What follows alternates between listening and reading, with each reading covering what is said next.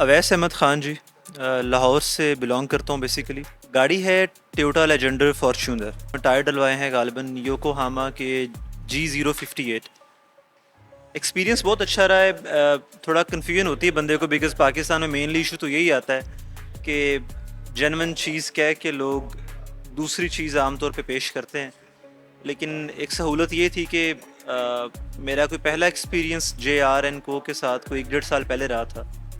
وہ اچھا ایکسپیرینس تھا. خاص طور پہ یوسف صاحب یہاں ہوتے ہیں فیصل ٹاؤن برانچ پہ, تو بڑا ایک آنیسٹ اور جینون اوپینین دیتے ہیں, یعنی نہ چیز اوور ریٹ بیان کرتے ہیں نہ انڈر ریٹ کر کے بیان کرتے ہیں.